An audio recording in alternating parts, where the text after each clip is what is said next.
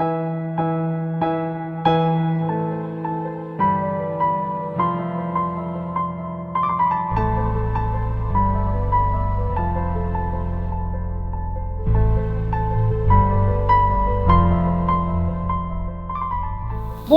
et bienvenue dans Olulanya, l'émission qui vous éloigne de l'ignorance.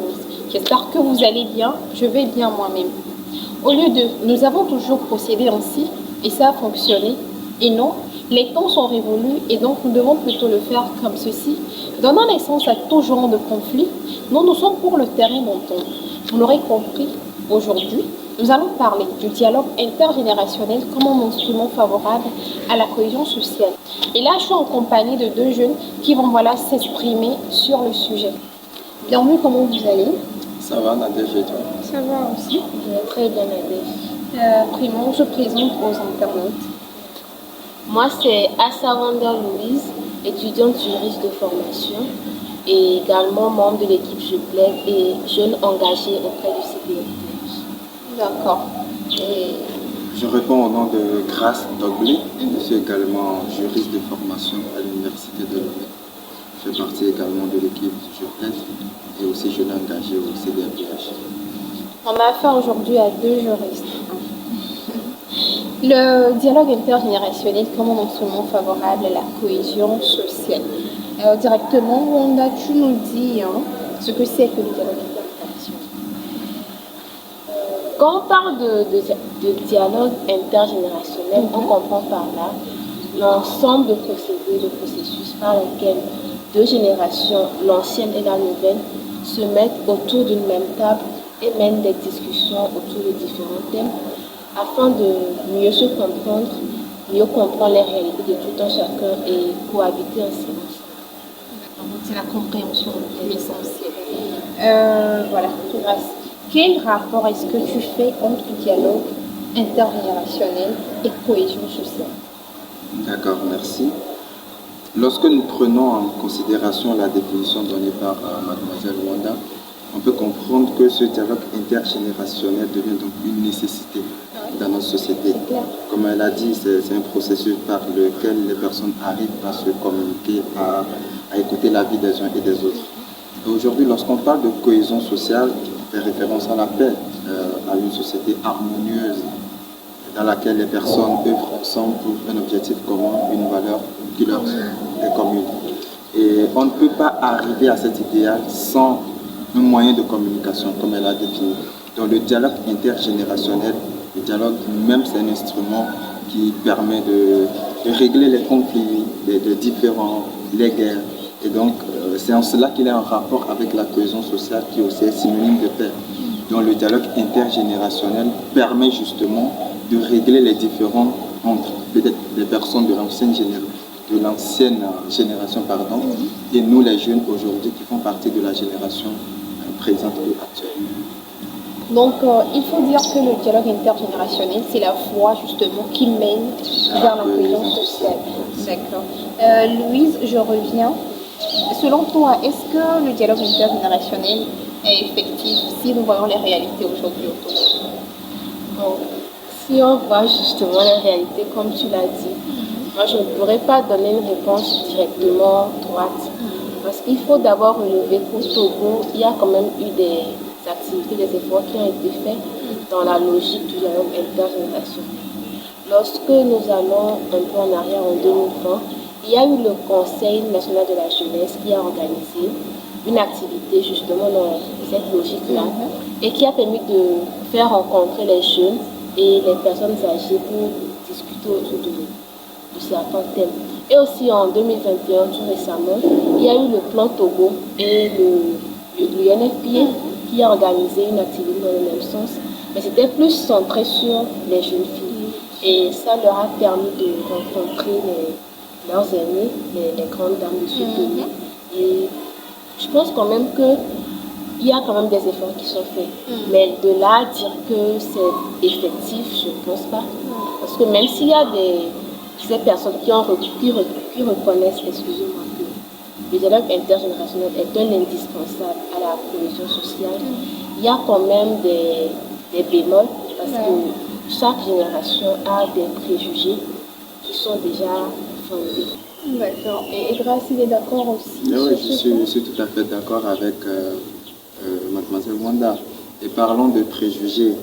Déjà, d'un côté, il y a les jeunes qui pensent qu'ils n'ont plus besoin de l'apport des personnes âgées, de leurs parents.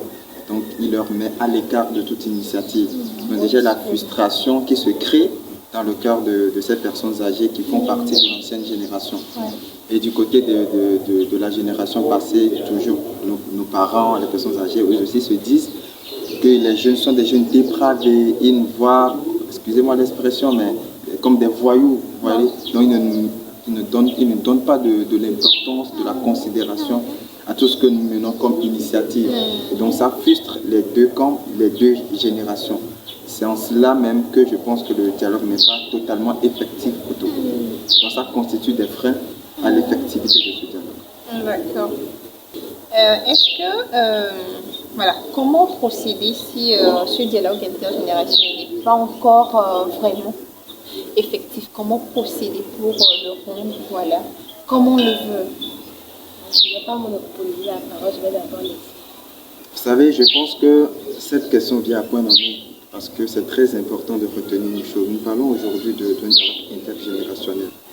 Ce qu'il faut retenir, c'est que l'intergénérationnalité, nous la vivons, moi je dis nous la vivons presque chaque jour. Pourquoi cela? Déjà à la maison, nous cohabitons avec nos parents, nos oncles, nos tantes, nos grands-parents, tout ce qui va avec. Et ce sont des gens qui ont vécu 30 ans, 50 ans avant nous. Donc, qu'on le veuille ou non, ils font partie de la génération précédente. Et nous, aujourd'hui, qui sommes des jeunes, qui sommes leurs enfants, faisons partie de la génération actuelle présente. Et si nous voulons qu'il y ait un dialogue intergénérationnel de façon effective au Togo, il faut que l'initiative commence déjà à la maison avec nos parents.